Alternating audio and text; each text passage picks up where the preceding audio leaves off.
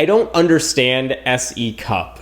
She's a commentator on TV. She used to be on MSNBC's The Cycle, and now she's on CNN's Crossfire, the rebooted version of that.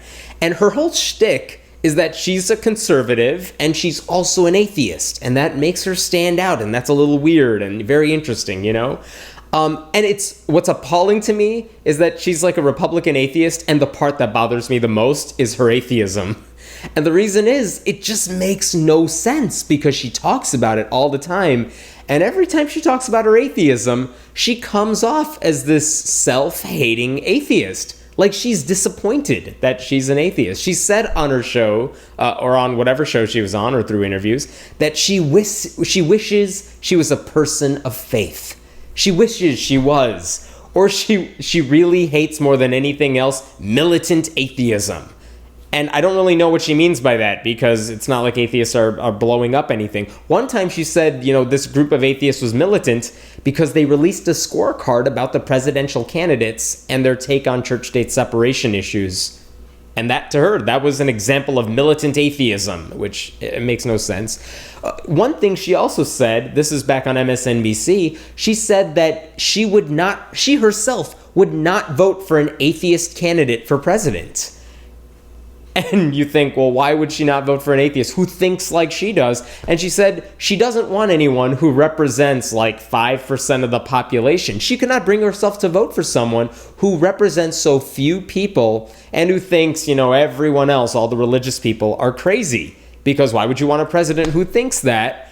And that was stunning to me. One, because, you know, if it was a qualified candidate, Republican or Democrat, probably Democrat, like, why would you not want to vote for them if they believe the way you believe? That's amazing to me. But also, I mean, think about the people who have run. I mean, Barack Obama is black, and that he represents what? Black people are probably 15% of the population, give or take.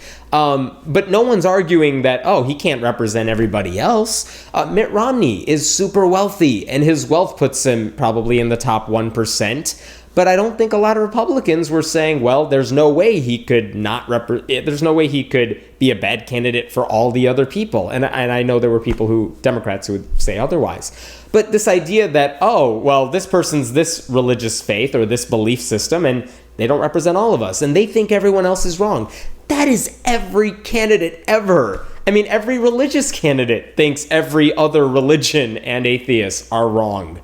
But it doesn't stop you from saying, well, I hope they can still represent me. They don't have to believe what I believe, but I hope they find a way to represent my views and, you know, they do a good job. And plus, it's religion. I don't want to vote for a candidate who's trying to preach his atheism or her atheism, but that shouldn't be an issue anyway. So anyway, I just don't understand how S.E. Cupp works. I don't understand what's going through her mind. No one ever calls her out on it either because it's religion that she's talking about and it's such a sensitive topic. I mean, I've seen her on Bill Maher's show, and even Bill Maher doesn't always, you know, get into a big fight about religion with her because she's an atheist, and he's kind of happy that she is an atheist. He doesn't get the Republican part of it.